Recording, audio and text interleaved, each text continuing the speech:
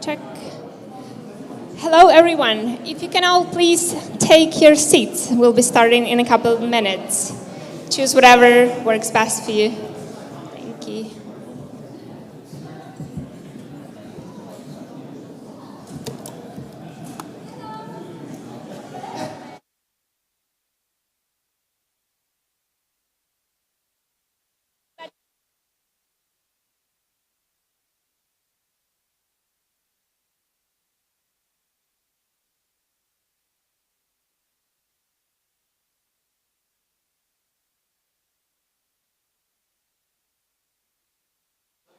Check, check. Okay, cool. Oof, okay. Hello, everyone. Welcome to ProductTank London. We are very, very excited to have all of you here with us tonight. For those of you who are joining us for the first time, ProductTank is the world's largest product community, which was created by product people for product people like yourselves. So we are currently based in more than 200 cities around the world. It all started as a small meetup in one of the London pubs, and now we are all over the world. How amazing is that? By the way, thanks to those who are joining us here today online on YouTube. Let us know in the comments where you're joining from. It would be super interesting to know where in the world you're based. Cool. There are multiple ways for you to get involved with ProductTank if you wanted to. One of the most popular ways is to speak at one of our product tanks. We do host events every month. So if you'd like to talk about any topic whatsoever, please reach out to us and we'll be happy to chat to you about that. The second way for you to get involved is to host a meetup like I'm doing right now, or sponsor one of the meetups, which is also a very exciting way to join. You can also write for our mytheproduct.com. There is a section there on the website where you can submit a draft, and our team will get back to you with the next steps, and we'll let you know our feedback. Also, you can always become a Mind the Product member. We have a fantastic community of product managers. There are amazing experts, amazing people, so it's a very nice way for you to get involved and learn more and just explore other topics. Cool. Throughout the session today, we'll have the possibility to submit your questions on Slido. So if you can head to the website and enter this code in there. This will give you the possibility to submit your questions when our speakers are talking today. And then in the end, we'll have a joint Q&A where we'll be able to discuss any of your questions.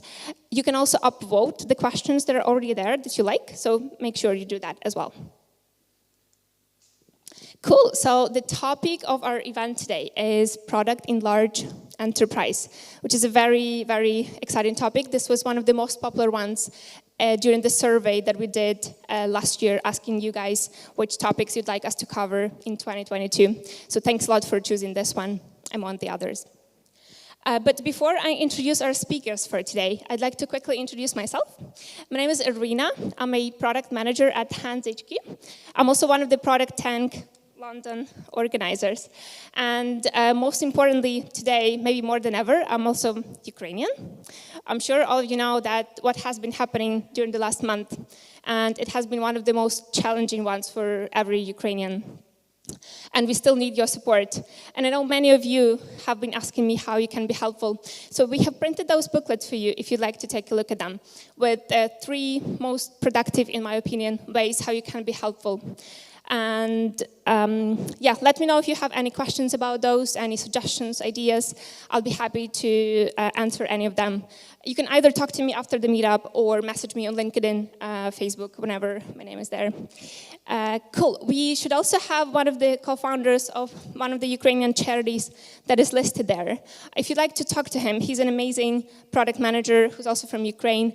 And he has also been a ProductTank organizer in Kyiv a couple of years ago. So make sure you talk to him. I'm not sure if he's here, but Pasha, if you are, okay, maybe not yet, but make sure you find him. That'll be your little networking challenge after the talk today. Cool, okay, moving on. Our first amazing speaker who'll be kicking off our session today is Lavinius. Lavinius is a product management consultant. He has also co-founded one of the publicly traded companies. And within his work, he's working enterprise companies to sort of elevate their product management function and just help them scale. So very exciting to hear a little bit more about your experience, Lavinia. So over to you.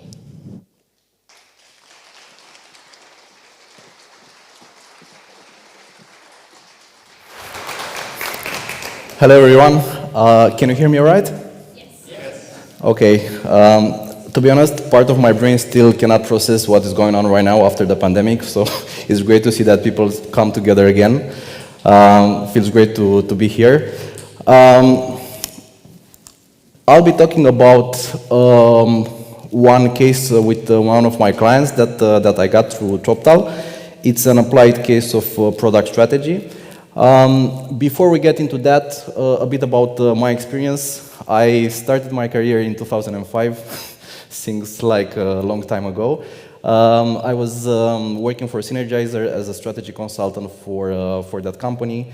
It wasn't the sexiest job in the world, but talking about enterprise, it kind of helped me understand how corporations actually work because I was mapping business processes. It's not the most interesting job in the world, but definitely it helped me a lot. And I lost it in the job 1 year, then I quit, and I founded my first startup, Captain Go. This was a hotel booking system, and I ran that for about 4 years, and I had to shut it down. I simply couldn't make it profitable. Now I laugh when I think about it, but back then, I mean, you know, failure is never easy, at least not the first time. Then I co-founded To Performant, which was a spin-off Captain Go, and this has become public in 2020. You know, it was nice to see that something that I helped build eventually made it so far. I also founded another company, Preface, in 2013. This was a price prediction engine for the cruise industry, doing some statistical algorithms in order to predict optimal price levels. Also didn't work. And later, 2015, I moved to London, joined the GTA, a large travel corporation. I was a product manager for their APIs. 2018, joined Hotel Beds, also stepped up as head of product. This company actually acquired GTA, and they formed the company roughly the size of Expedia, about 8 billion in revenue. 2020, I switched to a consultancy. So since then, I'm freelancing with various companies, helping them with product in general. And 2020, also, I joined TopTal. It's a freelancing platform that selects top 3% of the market. And if you want to, more flexibility, I definitely recommend it. I can give you some tips and tricks to make it through the interview. And I also have a background in operational research. When I was doing my master's degree, I had this crazy idea that an occupancy rate in a hotel can be predicted based on the prices displayed by their competitors. And I actually worked with one of the world's experts in machine learning back then, Professor Dr. Wolf Ketter, also a member of World Economic Forum. And actually, the idea worked, if you can believe it or not. About 50% of occupancy rate in a hotel could be explained simply by looking at the prices displayed by their competitors. So, I'm going to be talking about analytics and data today. I mentioned my research because this is a topic that is not just something that I have to do for work. I actually quite enjoy it. So let's crack on. About the client that I worked with, a US corporation, roughly 400 million in revenue, about 2,000 people, 2,000 employees, a bit more than 5,000 clients. Down here you see the evolution of the stock. So this company used to do really great. They started about 13 years ago, but in the last years the analytics market became full. So you have everyone selling analytics. Tableau, Microsoft, Amazon, you name it. So competition is quite fierce, and somehow they kind of lost their polish. They used to be a member of Gartner's Magic Quadrant, but in the last 2 years they were not selected anymore. And the sponsor of my engagement was their VP of strategy, and basically what they were asking me to do was to try to recover market share and profitability, while the backlog was completely full for the next 6 months because they were doing the transition to the cloud. So, not too much leverage. But eventually we made it through. And I'm going to show you exactly what we discovered. So if you look at the market for analytics software, it's actually going up. Not not too much, but still, it's still growing at least till 2024. So this is good. This means that more money is being spent on analytics software. So somehow companies, still spend the budgets for this. And then, if you become a bit philosophical and you think about analytics, I mean, why do we do it? We don't do it because it's fun. We do it because we need to answer questions. So we get analytics software, we connect it to data, we transform that data in order to answer questions so that we make decisions, right? And looking at the graph in the left, you'd say, you know what, more money is being spent on this, so hopefully we're moving in the right direction. However, what I have here is a plot with the average lifespan of S&P 500 companies, and if you look at the slope of that angle, it's pretty, pretty steep. So in reality, it looks like companies are not doing better, despite the fact that more money is being thrown at the software, which should help us, become more resilient, if you want. Digging in even further, everybody familiar with McKinsey? I suppose so, right? Yeah. So while I was continuing my research, I found this study made by McKinsey. So in the 50s, an S&P 500 company had a lifespan of about 60 years. Today, it's 18. And if you read that statement in red, by 2027, 75% of S&P 500 companies will have disappeared. Right? So whoever thinks that working for a large company comes with job security, just think it through, because what McKinsey is saying that actually it's a tsunami coming towards us, and basically things will change massively. And this is what the data confirms as well. So at this point, I really didn't know in what direction to go in a way.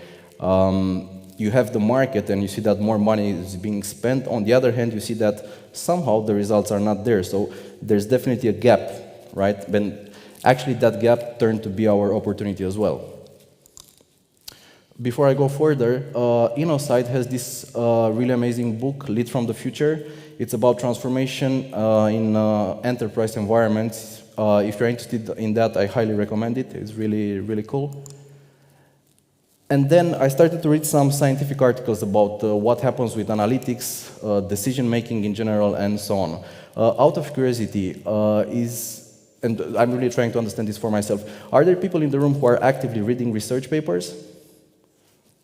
1, 2, 3, 2.5, okay. And you guys are product people, or you have other backgrounds? Product people, okay. So, research, okay, so there you go, fair enough. Honestly, I think researchers are doing a pretty bad job in the sense that they write those things for them.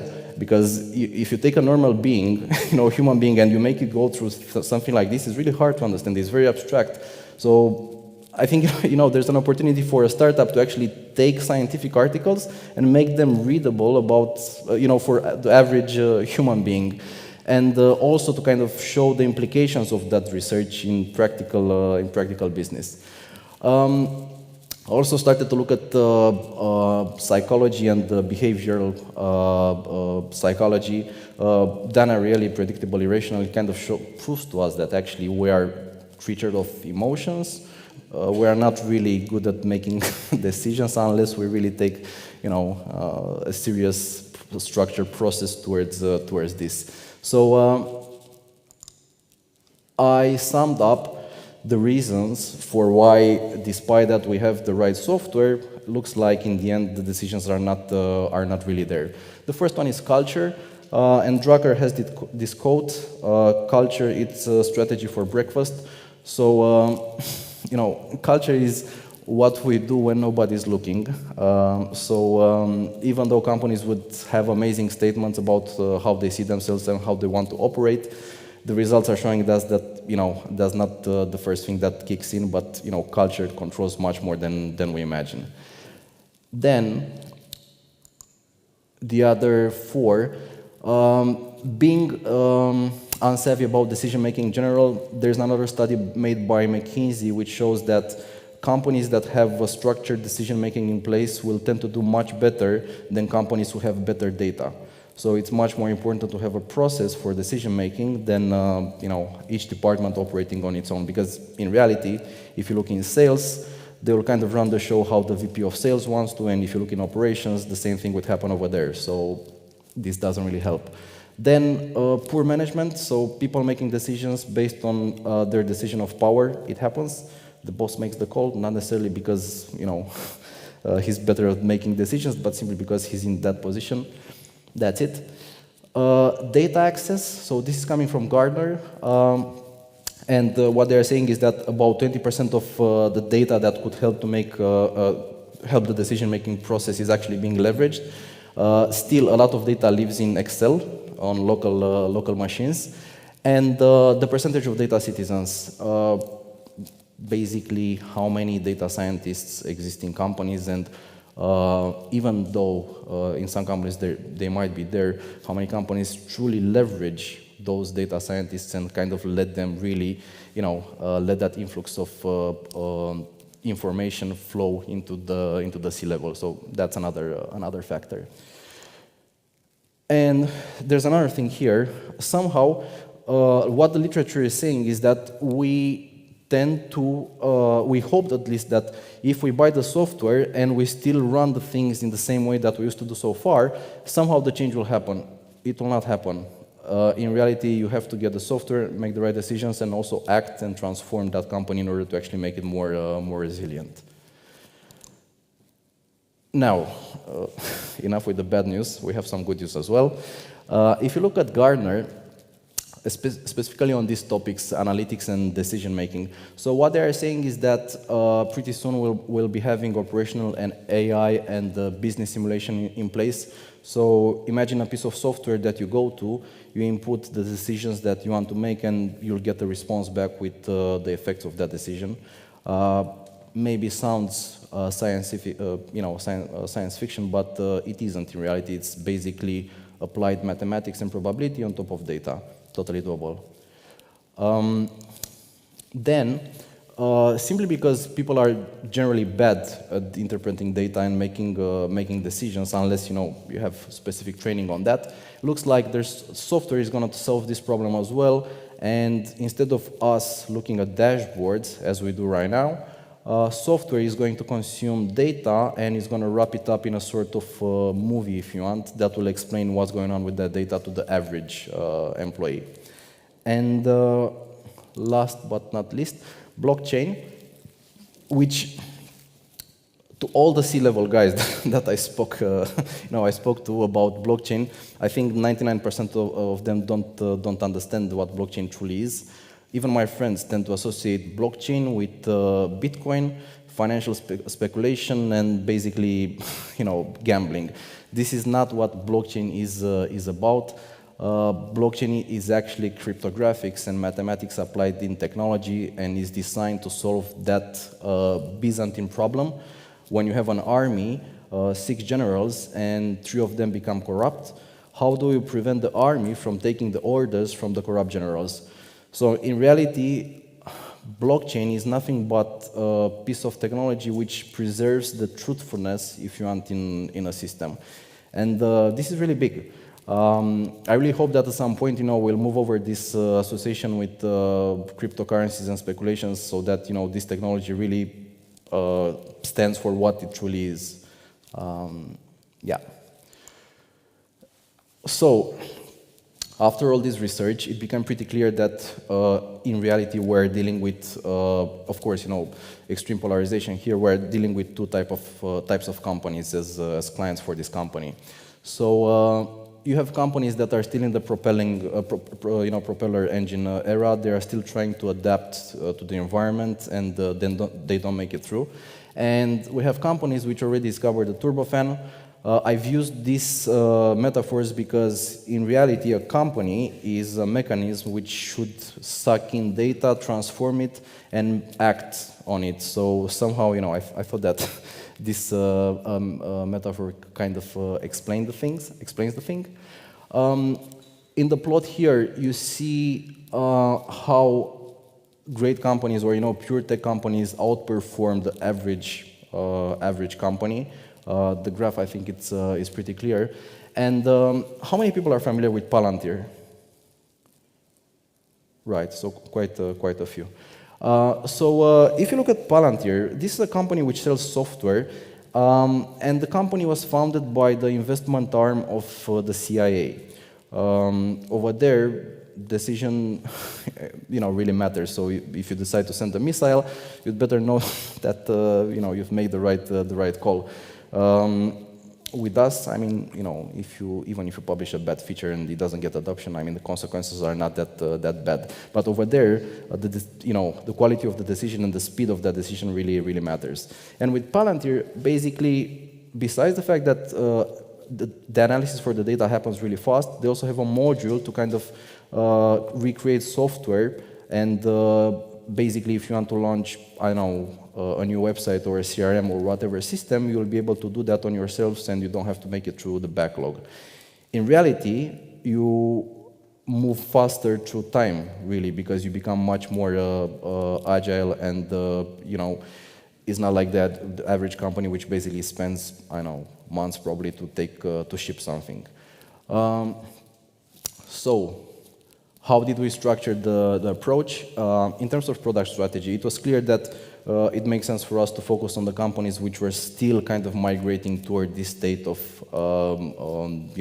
pure AI companies or tech companies. And these companies are pretty easy to identify. You can just look at the numbers and you understand, roughly how a company is doing. Then it became clear that we should be having a sort of solution kit in place, so that when you approach a client, you can't really say anymore, I have a very generic analytic software in place and you go figure out how you want to use it. I think it became clear that in order to sell software today, you have to kind of be an expert, if you want, at the process that software is really solving for, and that's how you are. It's easier to actually win the sale. Then the software should come already pre-configured so that the clients would not waste months and months to actually go live with it. And also have a service layer included so that if a client would be saying, you know what, I need assistance in order to understand, how I can actually make better decisions, or how should I, what sort of challenges should I solve for in my department, there should be one expert from the company who's available for that. And of course, we needed to test the approach. We ran a campaign, quite generic, take each C-level role, the solution to problems that we know they're facing while they're trying to make this transition, and also the business outcome. And we ran, I think, a few hundred combinations of this, combined with pictures and text as well. Here, who's familiar with neuromarketing? Neuromarketing? Okay, so this is what is called the limbic map. It's the construction of our psyche based on emotions. If you look up Erasmus University in Netherlands, they have a neuroeconomics department, and what those guys did, they've taken Kickstarter campaigns, placed them in front of people, and they placed electrodes on their heads, and they recorded what sort of brain areas would light up when they see an image. Pretty soon they figure out what brain areas are correlated to things that they like or dislike, and then after they did this enough times, they were able to reverse engineer the process. So they'll take another person and simply show them something, watch whatever area is highlighted in their brain, and then predict with 95% accuracy if they liked the campaign or not. So it's pretty powerful. We are kind of, breaking down our reptilian brain. feels a bit, dangerous, but the thing is that large tech companies are using this on a daily basis on us. So I think, it's the moment where we, the average citizen kind of starts to learn about what's been being done to us. And that's it with the presentation. If you have any questions, I'll be more than happy to take it. One thing, so this is a personal project that I'm working on now. I don't know if you guys are familiar with this, the concept of Web 3.0. I want to launch a comic show or a sort of, animation series where basically we have product superheroes that are solving various situations, and the whole thing would be based on very funny episodes, like a CryptoPunk is firing Bill Gates, and then eventually one of our heroes comes back to either save Bill Gates and get him a job, or eventually burn him forever. I don't know. Or teaching product management to CIA, or another superhero teaching the Queen how to mint her NFTs and stuff like that. If you want to get involved in any way, please drop me a line. Everything is based on smart contracts, so whoever contributes a letter to this project will benefit from it, for the rest of his life. And that's it from my side. Thank you very much.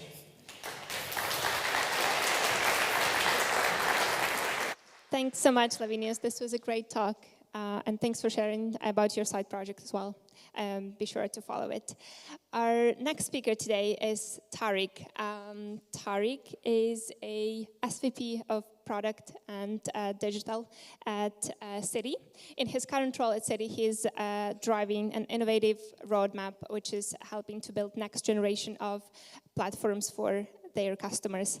Very excited to learn a bit more about your experience, Tariq. Over to you. Check if my mic is on. My mic working? Hello. Hello. Oh, it's working. Great. Okay. I'll start with my slide. Okay, yes. Thank you for coming today. It's really good to see so many of you here. I can't see any of you up there, so apologies. Just lights in my face. Product in traditional change organization. I'm going to talk a little bit and hopefully give you some experience based on my own learnings and failings of how to navigate product, which is a relatively contentious subject in large enterprises, and how you can navigate it and be successful in it. So a bit of background to help set the scene about what I'm going to talk about. I'm the SVP of Tech Strategy and Digital Product at Citi. That's quite important because tech strategy is a brand new function at Citi. It started less than a year ago. The reason being is we want to become more nimble, we want to be more platform unified focused, and we want to bring in lots of product management mindset into the way we work. So it's a brand new function. We operate almost like a startup within the company, and that comes with its own challenges, much to the annoyance of compliance who really don't like us. So previous roles around large enterprises, they all focus around large enterprises. My career has always been within enterprise, which makes this quite a pinpointed presentation and why I wanted to come and share it with you guys. I was at Procter & Gamble where I did the Gillette Fusion rollout, ironically, because I don't shave. But it was a great experience for me, and I got to see product from a consumer perspective. Technically trained as a computer scientist, and one of the things I love about product is we've all come from different backgrounds, right? So the product management community, we're not all from the technical world. We're all from different facets of education. And I moved into marketing at some of the investment banks were in there, and also worked for the NHS, which was a great experience. So large enterprises there, all doing product and tech roles.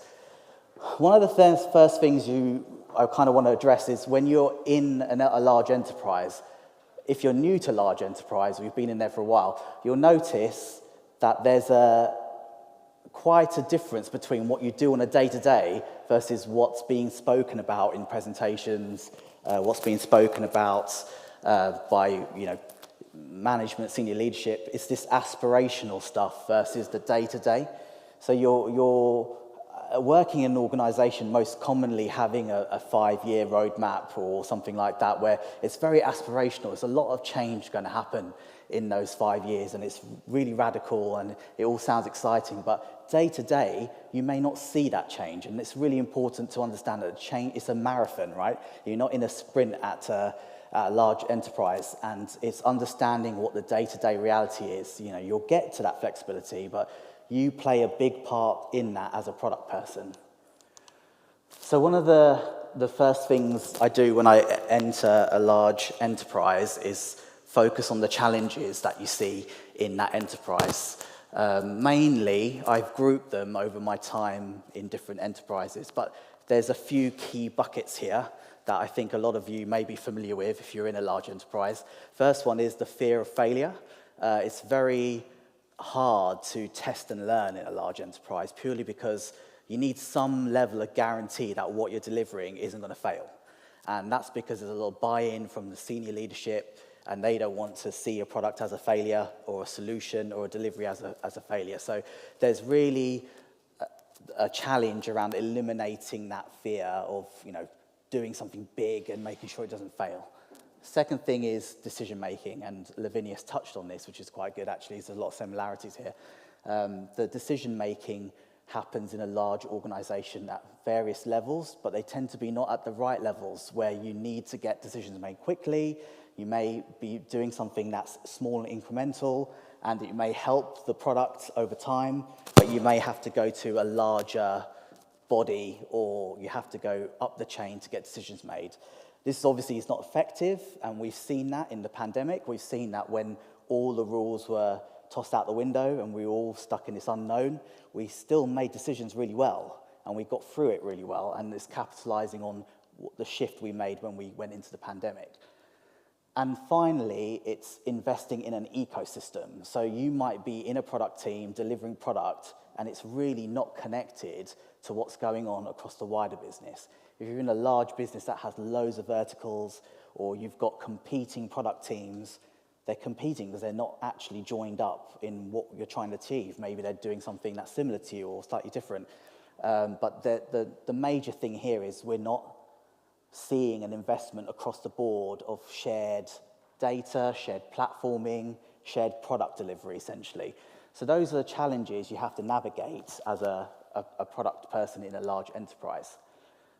You can break a large enterprise into layers, and I welcome your feedback on this in the questions later, but I kind of, in my mind, frame it like this. There's these 4 major layers that you have to navigate if you want to be successful in product in a large enterprise. And the first one is the superficial. It's your day-to-day. It's that product team that you're in. It's the design thinking methodology, your UX teams. It's delivering product on a kind of superficial day-to-day level. You're doing that day-to-day. Underneath that, you've got this traditional framework, this change management framework, and essentially that's what drives a lot of the reporting in an organization. That's what gets fed up to higher ups, and that's what you're effectively seeing return on investment based on these dashboards, which have come from very traditional change management background. So there's that sits underneath in a large enterprise. And then you have the culture and the organizational structure. And the culture is obviously very important because you can't, like Lavinia had mentioned earlier, you can't actually do much without the culture being in place. Is very important. But also the structure of the organization. What do you have to navigate to get stuff done? You know, do you have to go across sideways? You have to go up the chain? Do you have to work with other departments? What are your blockers? What's really working for you and what isn't? You have to understand the structure of an organization. And then at the bottom, I've put the tech, essentially the things you can't really change day to day. So these are the tech stacks of an organization. They're things that are kind of set in stone. They make the organization run and operate, but they're not necessarily things you have a direct influence in, but you have to work with it. You've got to work with the tech stack you've got. It may not be the fanciest product stack, or you may not have access to cloud tools or SaaS tools that you really like, that you see other companies using, but you need to make that work to your advantage. There are advantages in using what you've got as well. So how do we navigate these levels? How do we go through an organization as a product person and try and make sure we're successful at all of those levels in an organization. It's all about influence. That's probably the biggest skill I've picked up in product, is being able to influence. And how do you go about influencing in a large organization? You need to have a very concrete, repeatable story, a narrative. You need to know exactly what you're here to do. A lot of people in a large enterprise don't know what a product person does. They don't understand product management. They may see product management very differently to you. So you need to be that person that drives home, why do I exist here? What's the value of product? Make sure you start the conversations right with different departments, whether it's change, management, educate them, teach them on what the story is of the product you're trying to build, or what your department you're trying to scale, why it's really important that they work with you and you work with them. Demonstrate. A lot of the time, we don't demonstrate things enough. And when I mean demonstrate things enough, I mean even if it's not technically amazing, you can still knock up stuff on paper or do a few kind of slides on what you think a journey should look like, or a prototype or something. Don't be afraid to just put things like that in front of people, even if they look really basic or kind of lo-fi. Just put them in front of individuals and get them talking about something that they can see. So it's really important to demonstrate where possible, even if it's a proof of concept. Highlight what your competitors are doing. So in the finance world, for example, it's always a game of kind of chasing each other's tails almost, in terms of some finance companies going and doing something a bit rogue with like a startup, or relaxing their rules a little bit and letting us be a bit more playful and creative what we can do.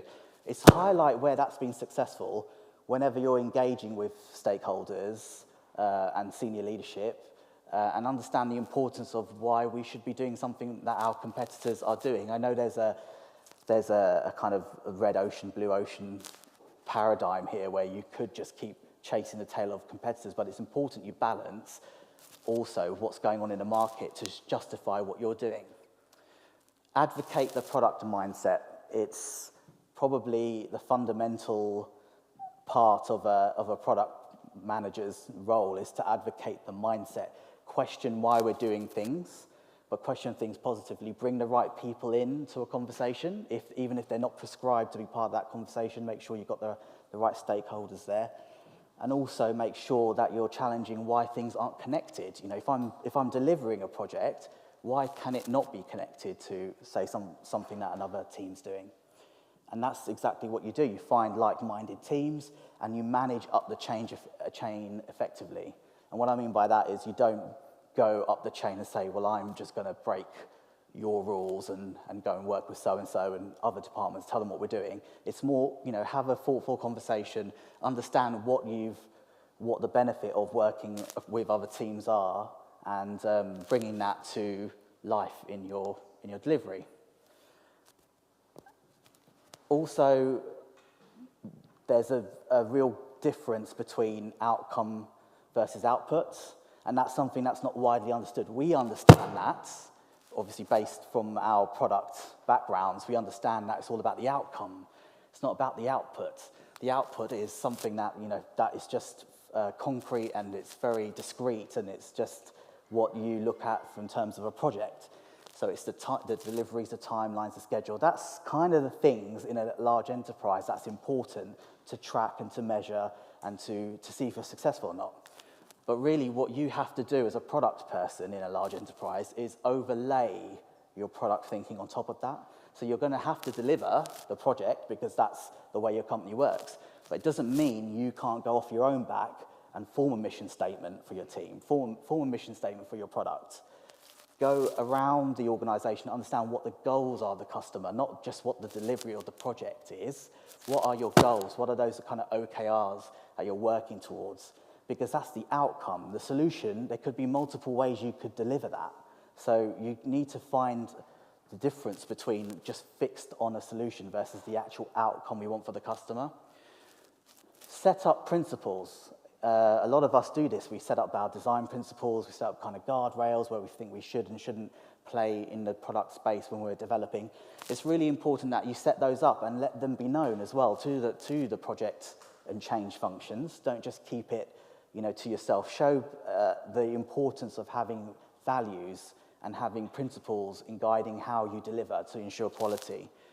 And also that we learn and adapt as we go. That one's slightly harder in a large enterprise that's focused on project, purely because you've got a set finite delivery that you have to deliver, but who says you can't change the way that's perceived? It could be that during the project process, you find a way to learn and adapt what you're doing and tweak it.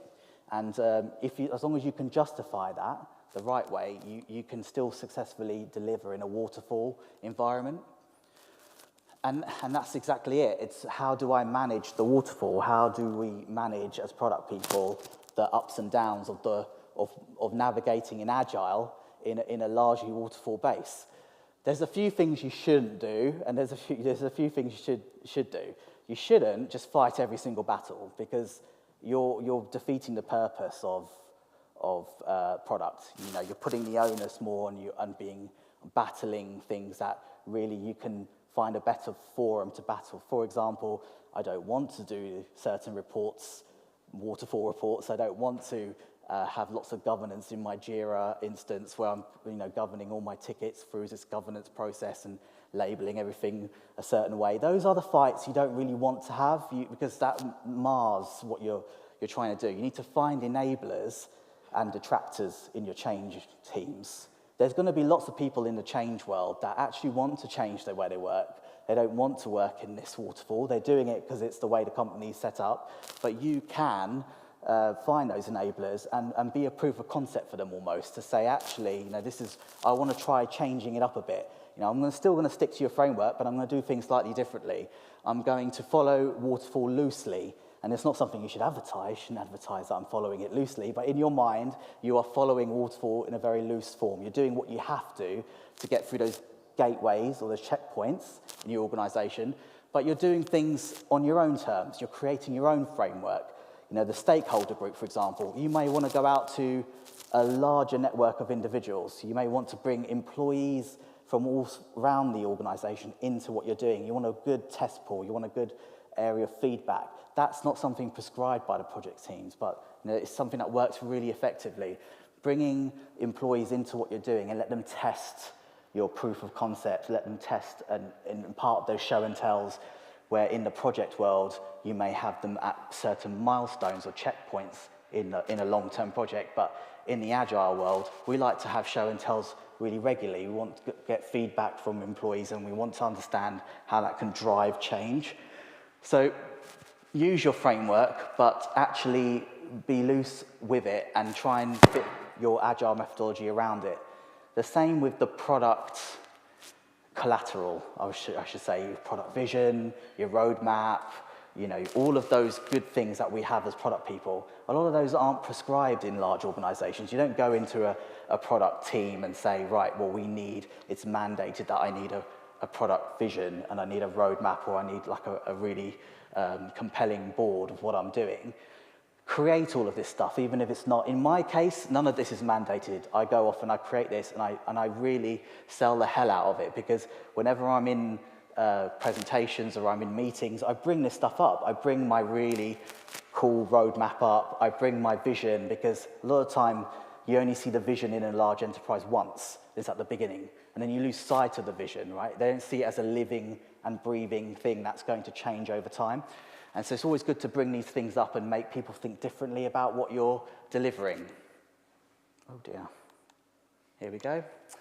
Just checking who's awake out there. Right, okay, so mindsets. We've talked a little bit about this already, but essentially the mindsets of what you're tackling here is a big game of mindsets, really. It's are we talking to individuals about an MVP, for example? I'm delivering an MVP. I think in nearly all of the places I've worked at, all of them actually, now I'm thinking about it, when you deliver the MVP, it stops. It stops there because they've not thought about the long term. The MVP is where it starts, and it's continual from there, right? In large organizations, they see that as another process of going through, well, I've got to get funding to go through a phase 2 of this MVP, which is actually we think actually a full solution, it's your MVP. So always maintain that it's not final, it's the outcome, it hasn't been achieved with the MVP. We are really meeting the minimum, what we expect our customers to react to. Are we actually solving problems? And as product people, we know that that's a really, important thing for us. Are we actually solving real problems here? Have we got stuck in this mindset of just delivering something that's just being kicked off and we've got to see it through to the end? We've got to see the solution delivered.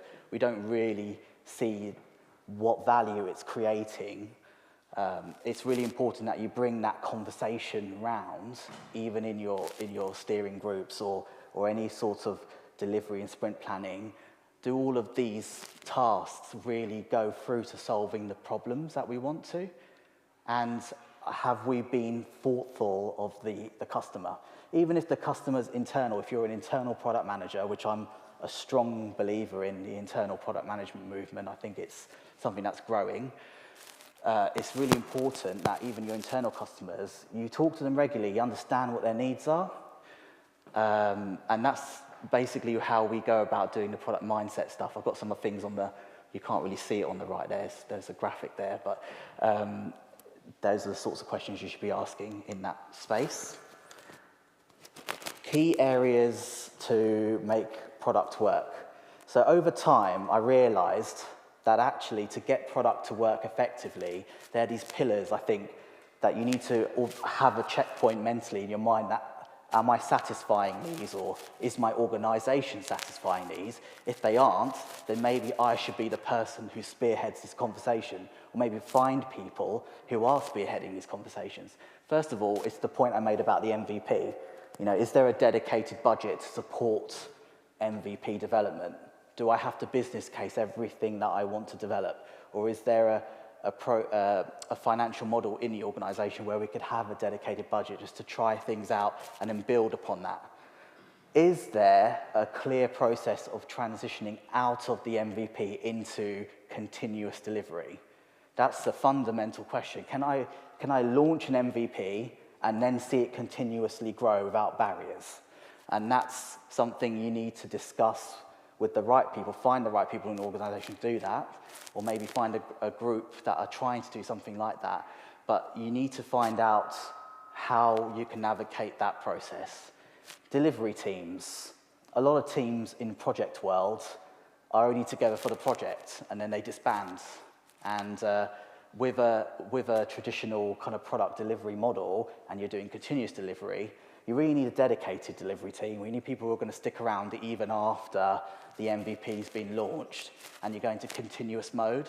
A lot of the times, projects are then canned or they finish and then people move on to other projects and it kind of just drops dead, really. So you have to make sure there's this continuity there in the delivery. Discovery, it's all about the discovery. A lot of times you go into a product in a large enterprise where it's just been assumed this is what we need to do. This is what the customer wants. And this is what it could be an internal customer wants. But really, we haven't taken the time to do discovery. And then we find out actually towards midway through the cycle, things aren't really it's not really the right solution. It's kind of part solution, but we're just going to carry on anyway. We're not going to change course. And that's why it's so important to have the discovery as a stream. It needs to be a constant stream in any project where you're constantly doing discovery. It's not just at the beginning of research. You kind of need to keep doing your discovery through all of your show and tells and through all of your developments in the project.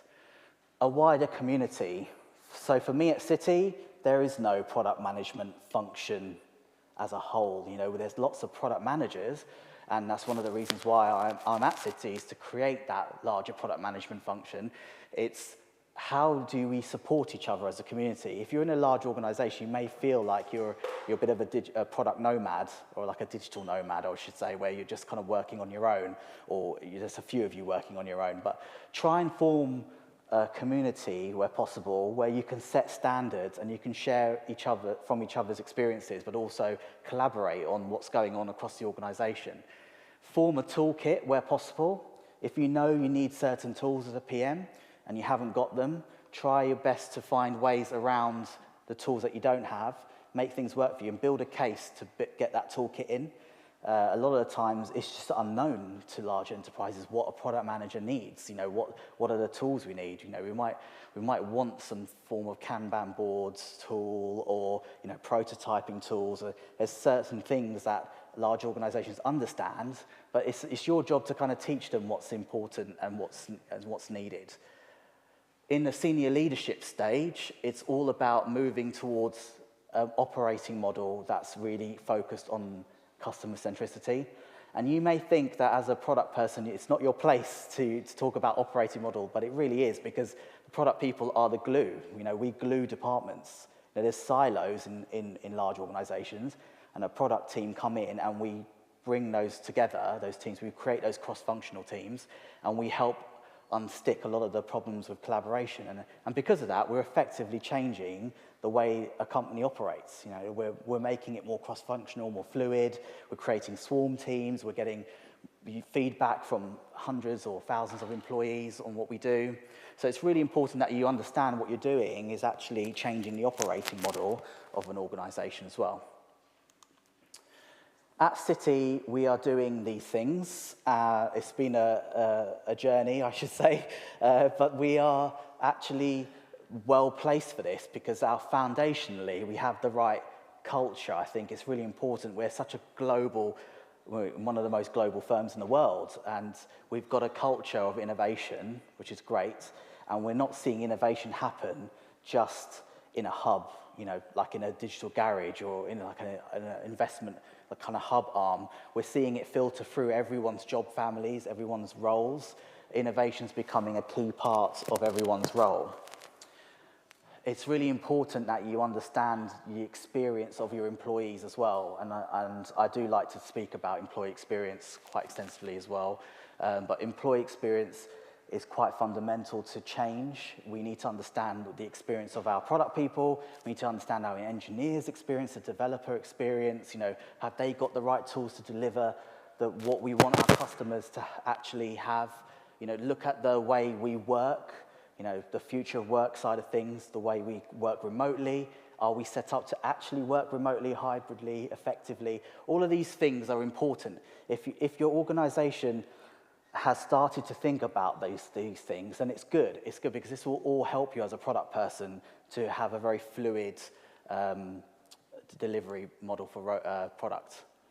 And as a summary, I'd say if you want to take away a few things from what I've just said, is please go away and think about your story. You know, your own story as in your role. Really think about a compelling story. Put it together and don't be afraid to share it. Don't be afraid to let people know what you're trying to do. If you're in a large enterprise and this is all alien, you know, it's really important that you get comfortable telling the story of products.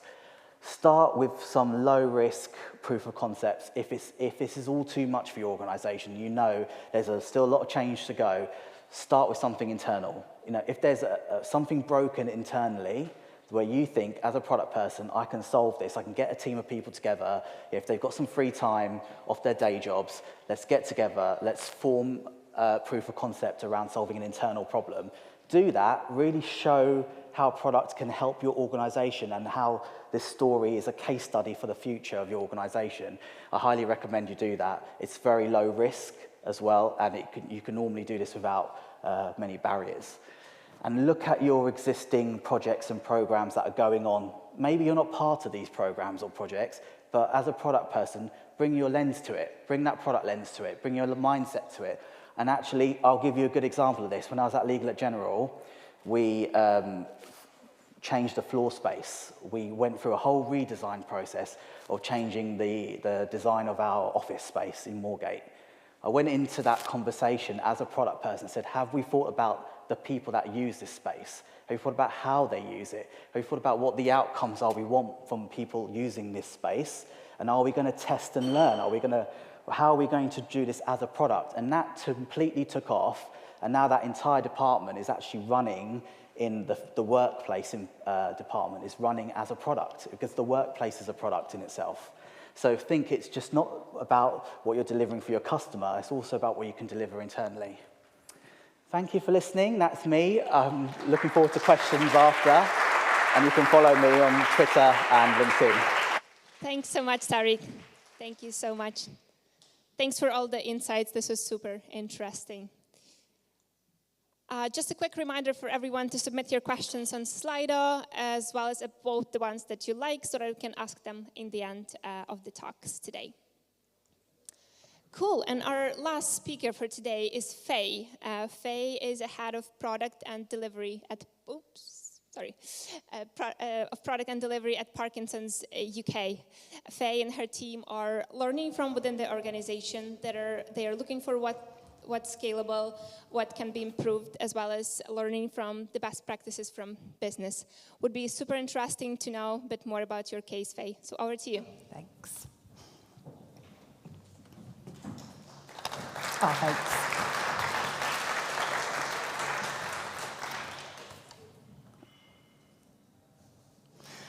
So I'm Faye, and I love supporting people to grow and be at their best. I'm an excellent coach and facilitator, and my work is currently focused on cultivating environments so that people can thrive. As Irina mentioned, I'm working a lot on how we do things internally. My background is in product management and agile delivery, specifically within charities.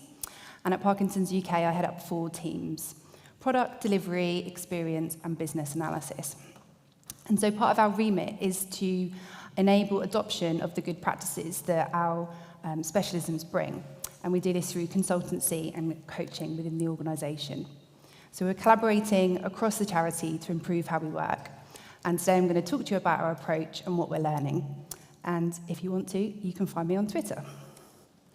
So before we get into that, I'm going to show you a short video which will introduce you to the condition, if you're not familiar with it, and the work of the charity.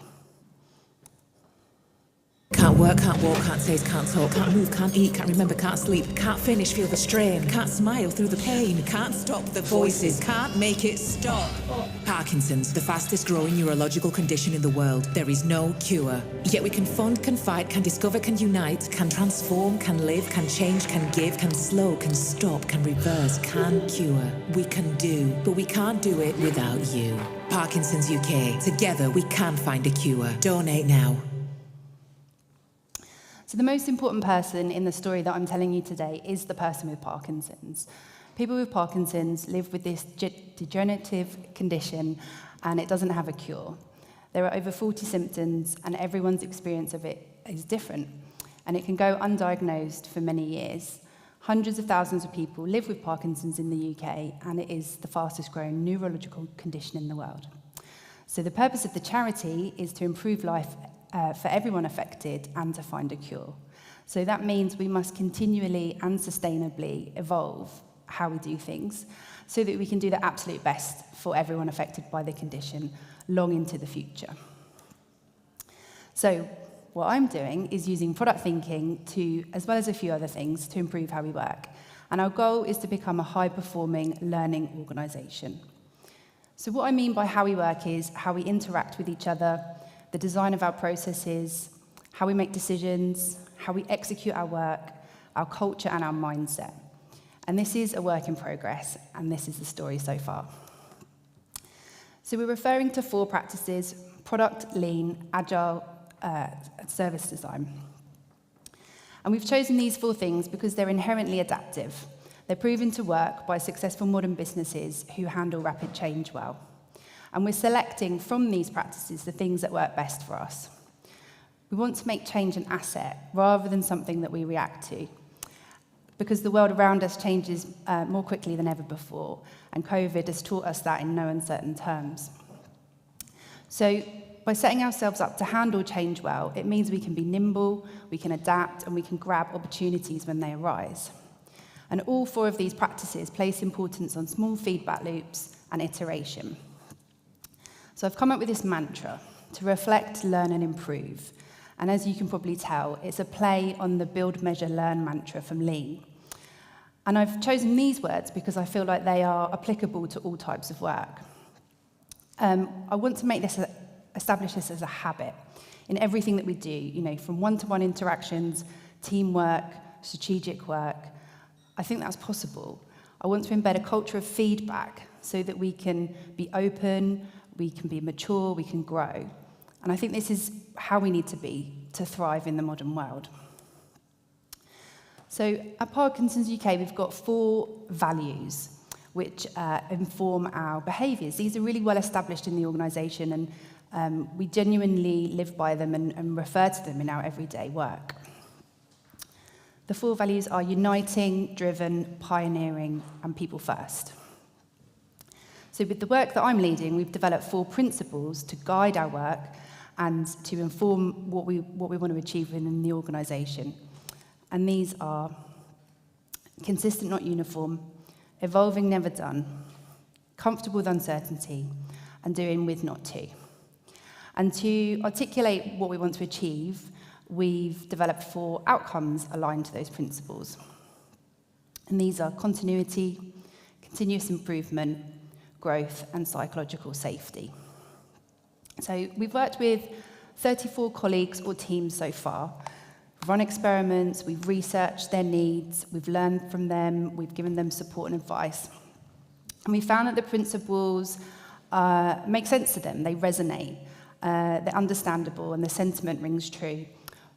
I think the wording may evolve, I'm not quite sure we've nailed the wording, but they feel good enough for now.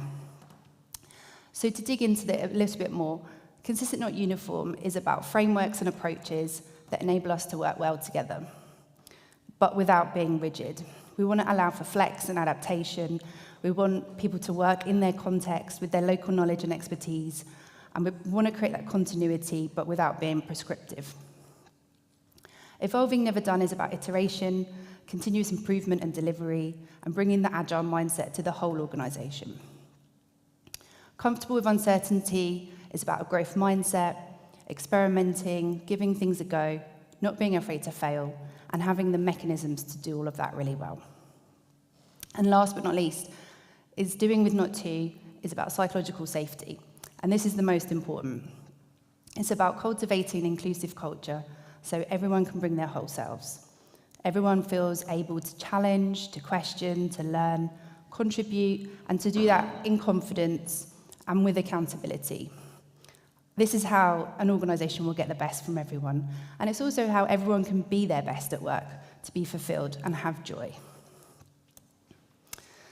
So to get onto the lessons, I've got 3 big picture lessons to share. These are about the approach that we've taken. First of all, be okay with messy, but not too okay. We've been in a discovery phase, and it's messy. Ways of working is also a really broad, complex subject. So, we've had to be okay with the messiness, but I think we got a little bit too okay. And we've struggled to break things down into tangible areas of focus.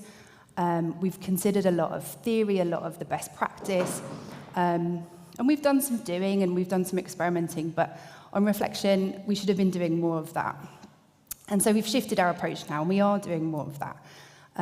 But yeah, this has been a big lesson for us, and now I'm constantly reminding us about thinking big and starting small. The second lesson is to not rely on others for protection. Whilst it is really useful to have, more senior people backing you, to rely on their protection can be dangerous. One of my old directors would call it, she was holding up the shit umbrella for us. Hence this lovely icon. So we had 2 senior stakeholders who were giving us a lot of representation and protection, allowing us to get on and do and figure things out and work through all of that messiness. But they've both left the charity in recent times. So now we're having to demonstrate and explain the value of this work to stakeholders who are not so bought into it and not so familiar. So the lesson, actually linking into what Tariq was saying, is to measure your impact and tell your story along the way. So the thing with discovery is that you're learning a lot and there isn't always tangible things to show. So telling the story and measuring the impact can be hard. And ways of working has a big emphasis on behavioural change, which again is quite hard to measure, and it takes a long time to actually create that change. So our tactic is getting feedback from the colleagues that we're working with and using that qualitative data to demonstrate and understand the impact of it and to tell that story. And then last, we've got act with kindness and humility. And this is because how we work is all about people. It's how we interact, our mindsets and our behaviours. And in our work so far, we've encountered a number of sensitive scenarios. And it's reminded us we have to tune into that. We have to be kind, especially if we want to create change in how we work. Humility is also incredibly important. We know that we don't have all the answers or know the best way to do everything. So being curious and starting from a place of humility means that we can be respectful and we can be ready to learn from others. And we've found that people are open and willing to work with us if we come with that attitude.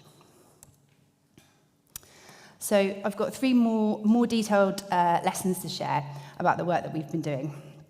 The first one is that change is hard and you need to allow space for it. The second is aligning around users creates unity, and I know the product people know that better than most. And the third is opting in taps into intrinsic motivation. So intrinsic motivation is about behaviour that's driven by your internal rewards. So you engage in something because it's naturally satisfying to you or interesting or fulfilling, as opposed to extrinsic motivation, which is about external reward or pressure. And we'll dig into that a bit more when we get to that example. So the first one, change is hard. We recently had a public engagement campaign, which is what that video was from, and this was to increase the understanding of the condition and to raise money. And we trialled a new way of working. We brought together a cross-functional group of people and set them up to work autonomously with each other, in particular to be the decision makers about the campaign work. So most of those individuals were new to working in that highly collaborative way, and many of them have never had full decision-making responsibilities before. So they set themselves up using the Team Onion model, which was developed by Emily Webber, and if you've not come across it before, highly recommend checking it out. And this was really exciting because this campaign is huge for us, and there's significant targets and a big spotlight on it. So this work being set up in this way was significant. The approach was backed by senior leadership, and the model, the Team Onion model, is built on psychological safety and a growth mindset. So, yeah, exciting times. So the group of people working on it had their workload reorganised so that they could prioritise it and had capacity for the campaign work. But what we found as the work began was that they needed extra headspace because they were learning to work in this new way. They were giving things a go and, they needed to make mistakes, they needed to figure things out, but they didn't have the headspace to do that on top of the campaign work. So they started to struggle. I was coaching the team, and with their managers, we supported them and helped them to get through some challenging weeks. And they came through okay, but it was a tough time. So the biggest lesson overall is to build that time in up front. If you're setting up a team or a group of people to work in a different way, allow that headspace and time for them to do that and have that thinking time and processing time. From what I've read, about 10 to 20% of capacity is a good amount to allocate for learning when you're doing something new. So next, we've got aligning around users for unity. So I know, all of you know that really well. This example is when we were working with a non-product team and people that were less familiar with that. So we supported our regional fundraising colleagues to refocus and align together.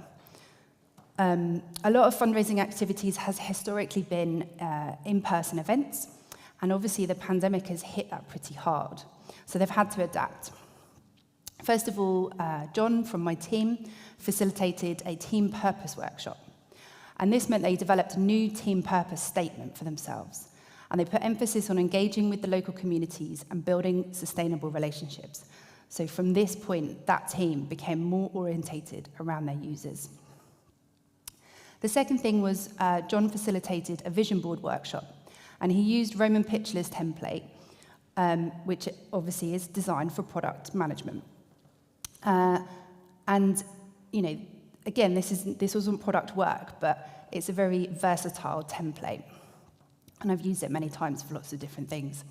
So this enabled the team to leave their agendas at the door, to talk about the users, to talk about their needs, and to start with that. And from there, they were able to develop their business goals and do all of that in Unity. So they're now taking a more user-centered approach than ever before. And doing this and working with them has enabled us all to become a bit more consistent, but without being uniform. And last, I've got opting in, because it taps into intrinsic motivation.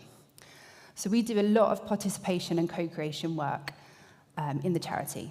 It's an important way for us to include the Parkinsons community in the design of the products and services that are intended to meet their needs. And I'd noticed a lot of this type of work was happening in many parts of the charity, but it wasn't joined up. So I invited colleagues to have a conversation and from there to join a working group. The intention being to share, learn, and create that continuity in this type of work. So one of the things that they decided to do was have these regular cuppers to share with each other. And I really wasn't prepared for how successful this group would be. They've done a huge amount to understand how co-creation work is done within the organisation as well as within the sector. And they've now got the backing and funding to work with an agency, and they're taking their work to the next level. And I truly believe that this engagement was down to that intrinsic motivation. They were invited to opt in, they chose how to get involved, they chose how to contribute, did it on their terms. And that created a powerful sense of ownership, motivation, and investment in the work. And if you're interested in learning more about intrinsic motivation, as well as how pioneering companies set themselves up, check out Corporate Rebels. I'm learning a lot from them. So, to sum up, 3 big picture lessons, 3 more detailed lessons. I hope it was interesting, perhaps thought-provoking. I've got so much more I could say about all of this, so if you want to chat, grab me afterwards, or find me on Twitter. Thank you. Great. Thanks so much, Faye. This is very interesting. We are going to bring our panel back. If you guys could come over back here, and we are going to start doing the Q&A session. If you haven't submitted your questions yet, please do so on Slido using the code below. And yeah, we're going to take it from here. Cool. Yeah, sure. Let's sit. Should we sit here? Yeah, wherever. Awesome. Oh. Just to make it a little more... Let's get informal, guys. Yeah.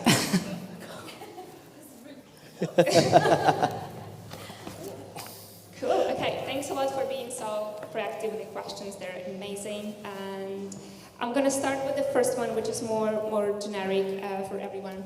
How do you communicate learn fast and fail fast is okay in a larger organization?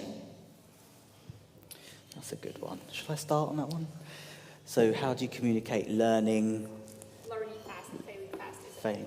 Yeah, failing fast is it, because that's exactly the point I think I was drumming home in my presentation is around when you're doing things in the product way, you can go down a certain path and realize that actually this is not going to work out the way I want it, and you kind of keep going down that path and just get to a solution, and it'd be someone else's problem. It's really important to learn that actually changing path and seeing the benefits of what I'm going to change, so that value you're going to get from changing direction and failing is really important. So it's really weighing up the value you're going to get from changing direction and failing, and understanding what you've learned from that failure, but also changing direction, what I'm going to get from it.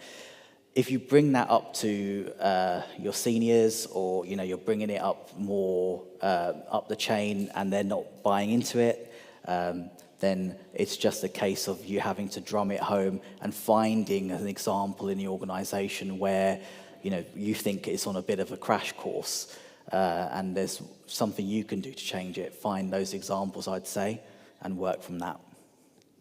Cool, amazing. Any thoughts about that? I've got 3 thoughts. I would say, first of all, use your existing channels. So we, for example, have an all-staff call that's a video call, everyone's there, and often teams get an opportunity to, talk about their work. So that's a great space to be talking about experiments or things you've tried and things that have perhaps not gone well, but what have you learned? Because, failure on its own isn't that helpful. It's about what you learn and what you do with that learning. So, do you have an internal newsletter, an intranet? What are those spaces that you can use that already exist? And then I'd say, secondly, if you've got product people who are doing things like week notes and demos, use those spaces again, because in the product world, of course, you're always learning and failing and learning. So how can you elevate that more through your product communications? And then the third thought is, who are the senior people who understand this and get this? Who are the advocates that could be doing it from their own voice and in their own way at that higher level that might get a bit more attention? Cool, thanks a lot. Any thoughts, Lavinius, on this? What was the question exactly? How do you communicate that learning fast and failing fast is okay in large enterprises? There's a famous video with Steve Jobs. I think it's from early 80s, and obviously it's the young version of Steve Jobs, and he goes like, it's amazing that people are trying things, but the problem is that not too many people stick with the things that they're trying, and he goes on like this. And of course, in order to do something, you should be willing to fail, and if you don't accept that, you won't make it very far. And then he changes the subject. Do you notice how natural the guy was about failure? I mean, if you don't treat that like, honestly, like a sort of poker player at, a table, and basically understand that it's a game of chance and statistics, because it actually is. I was talking to Tariq earlier. In reality, when you try to do something, it's still dependent on chance, even though you might be the best executor in that field, simply because you don't have 100% control over the environment. So as long as we accept that and we understand that failure is inevitable and natural, I don't think we'll move fast enough. And then there's another thing. The numbers clearly show that 30% of the backlog does not benefit. Actually, it harms the company. 30% of it does nothing, and 30% of it does something. Then, when you also look at this, you understand that you are in the best position, and when you are going as fast as possible to find whatever works. And that's how you kind of, destroy failure as a little monster, really. You just have to accept it for what it is, and it's normal and natural, period. Yeah, cool, thanks very much. There was a question that is sort of a follow-up on that, but specifically for you, Tariq. How do you communicate that an MVP has failed? How do you go about it? I've had so many MVPs that have failed, it's not even funny. It's just to what Faye was saying, an MVP only fails because it didn't do what you expected it to do, but your customers behaved the way they were meant to behave. If you thought that it was going to achieve a certain goal and it didn't, or your customers just didn't really interact with the MVP the way you wanted to, it's probably because you're actually learning that that's not what your customers want, that's not the way they actually behave, and it all comes back down to that discovery. So yes, it is, I've embraced the failure, communicate exactly what has gone wrong, the failing of the product, in the sense that actually it just didn't reach the outcome we were expecting it, but maybe the outcome wasn't right. Think of it from the outcome, not from the actual solution you delivered. Is the outcome actually what we want as a business and what the customer actually wants? Yeah, cool, amazing, thanks very much. Question for you, Lavinius. What influence do you think M&A activity has on S&P 500 companies and the way they grow or not grow? What influence M&A has on these companies? Yes. Well, if you look at the numbers, companies always buy each other out, or even in my case, these were not S&P 500 companies, but I was in GTA, which was number 2 on the market, and Hotelbeds was number 1, Tariq was number 3, and number 1 came through and basically bought number 2 and number 3. And in GTA, I went through this acquisition, which was the last, and 2 of those before. So actually, in 4 years, I went through 3 acquisitions. yeah, I mean, this happens a lot. Usually, a company is being absorbed and then is being changed. Everybody at the beginning of an acquisition is saying that things will not change. Things do change, and some people do lose their jobs. It's normal. It's not that what I read about the study that McKinsey was also saying that these companies, 75% of them will actually disappear, they will be acquired, meaning that basically they will not be independent or on their own anymore.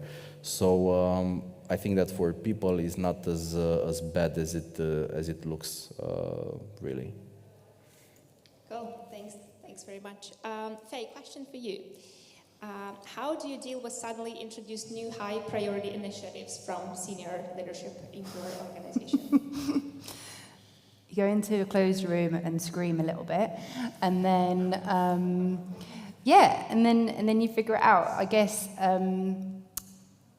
what I try to do in my position as a head of a team is influence the senior people who are potentially changing those priorities and help them understand the impact of that. So that's something that my BA team do particularly well is communicate the risks or, the impact of certain changes, whether that's on certain work stopping or other things not being possible, and what else may or may not be achieved because of this change. And then really, if that senior person has the power to make that decision, then and they do that on the basis with all of that information, then you do kind of have to roll with it sometimes. But what we're trying to do is lay the groundwork and educate. That sounds a bit patronising, but help our senior leaders understand the bigger picture and implications of those sort of changes, so that going forward, those decisions become more joined up, more holistic, and less dramatic, shall we say. Yeah, perfect. Tariq, in your presentation, you mentioned that sometimes you had to educate senior leadership about product thinking and things like that. How would you go about that? I am doing that actively. It's like a large part of my role, and it's not something that was prescribed in my role. It's something I've just taken on doing.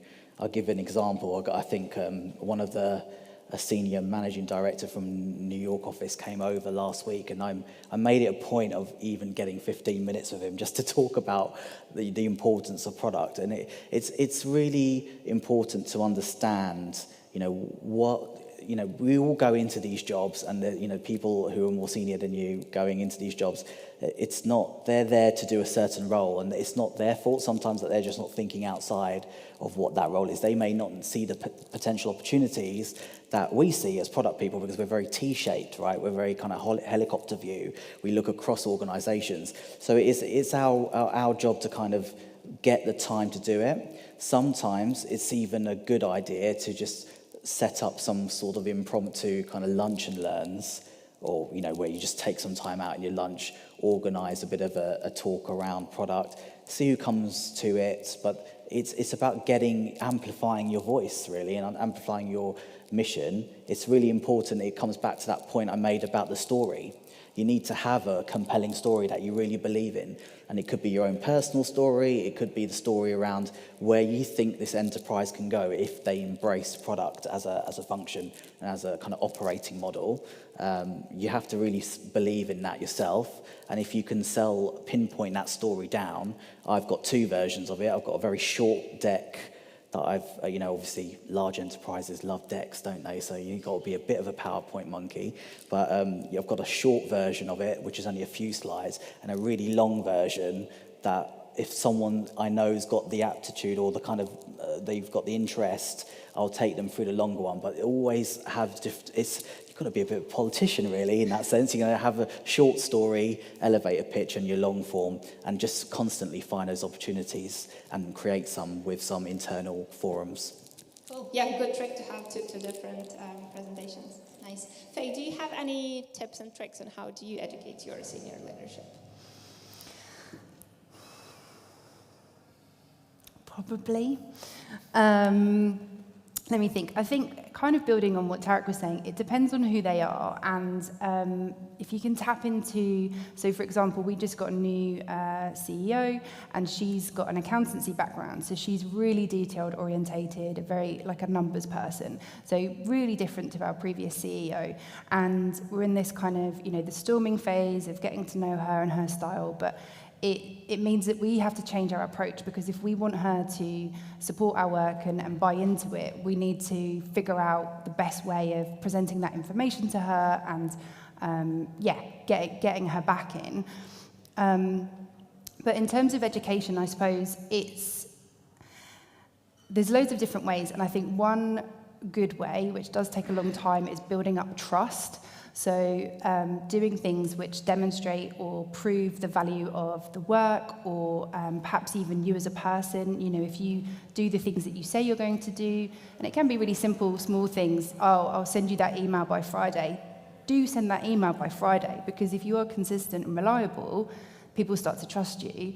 And then that gives you a platform to, influence, persuade, and educate people about things that you are passionate about and believe are the good ways of doing things. Cool, amazing. Thanks very much for sharing. Lavinius, any thoughts from your side? I'm also trying to add stuff which kind of convinces that person that they will look better if they do this. I mean, this is who you are, we have to be honest. So, that also matters besides everything that has already been said. Yeah. I think it's also worth pointing out that it might not necessarily be something you've done. If you just think it's, say for example, you've seen research out in the industry, or like a white paper, or there's a really cool speaker that you've seen on YouTube talking about this stuff, just share it. Find the right form, to what Faye was saying, those channels you've got already, share that knowledge, because it's really important to just get people thinking culturally about products. External validation is so important. Yeah. And it's really annoying sometimes that you're doing some work and you're pushing for something, and then this consultant comes in and says exactly the same thing that you've been saying for the last 6 months, but suddenly the thing's happening because someone external has said it. And that's human nature. External validation is something that we respond to. So tactics like bringing in examples from outside can be really powerful. Cool, amazing. Thanks very much. Question on blockchain for Lavinius. Can you elaborate on why the blockchain decision-making process is such a good metaphor for product decision-making? Well, not necessarily for product decision-making, but for that point which solves for data integrity and validity. So, in general, if you want to make solid decisions, there's a question about the truthfulness of your data. Is my data accurate or not? Whereas blockchain solves exactly for this case. So normally you should be operating with 100% truthful data, which should definitely help with making decisions. Also, there are other advantages with blockchain: consistency. So I don't know how many of you guys ever tried to, did machine learning. When you pick up a data set, you notice that you have missing data, gaps, and so on. In blockchain, again, this should be solved. So in reality, you'd be getting a matrix which is actually fully loaded. You don't have to worry about how do I actually solve for missing values. So those would be, two things that are immediately coming in my mind. What else? Probably the interconnectivity that blockchain could provide as well. So you'd be having access to larger quantities of data from various domains, for example, and you'll not have to work into, pulling data together and assembling the chunks. It's about that sort of tunnel view or tunnel visibility that we could be getting at. So yeah, those would be three things that immediately I could be thinking of about blockchain and quality of decisions. Great. From a financial services perspective, I mean, just the way it's kind of transformed product. It's almost like we're cutting out the middleman, really, or in the trade life cycle, So you're getting to the customer faster, and you're cutting out a lot of those intermediate processes where you'd normally have a broker or someone in the trade life cycle in the middle management or middle office, I'd say. It's doing that. But also, if you see the way we're all going, and I think we were talking about this earlier as well, about the DAOs and a distributed autonomous kind of organisation where we're all going to be very much kind of decentralised in a way we operate.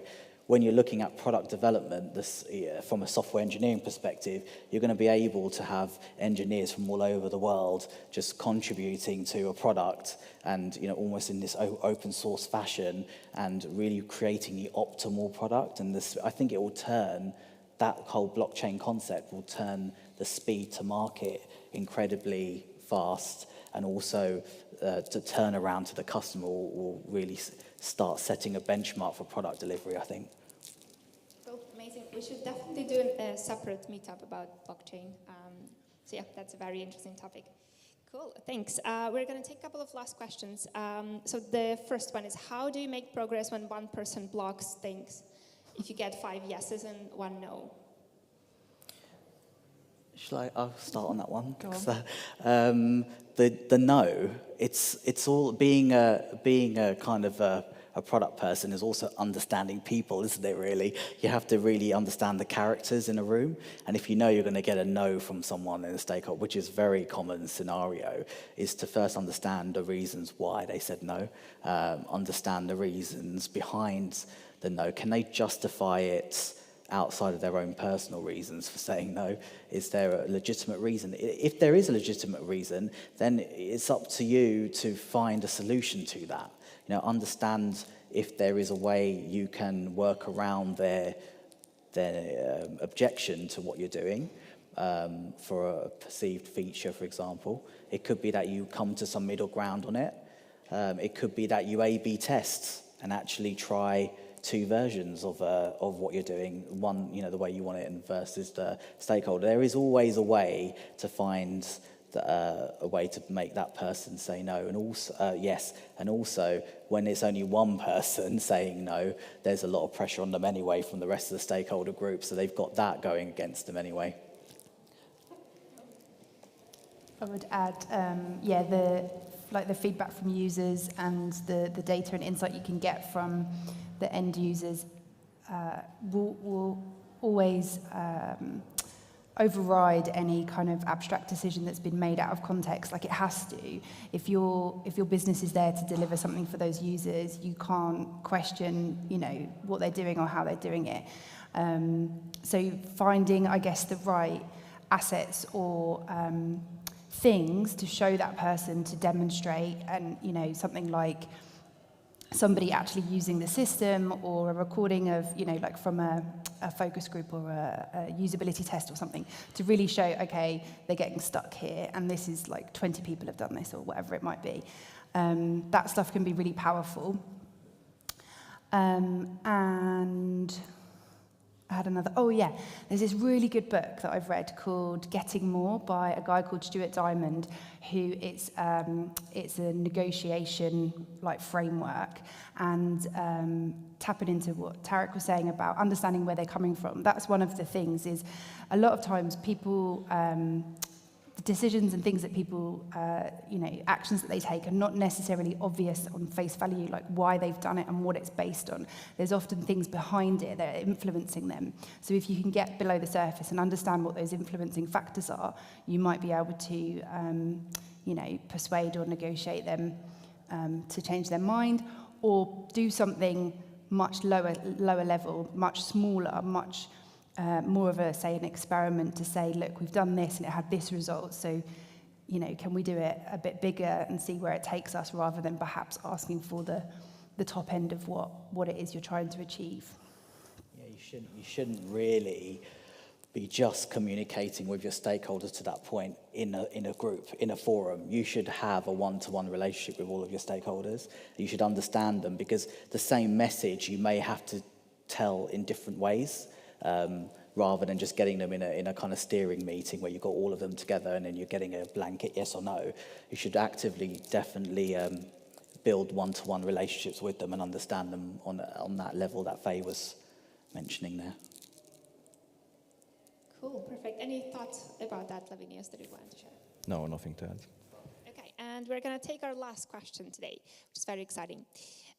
So, your large enterprise puts SMEs in product roles because they don't understand or see the value of product thinking.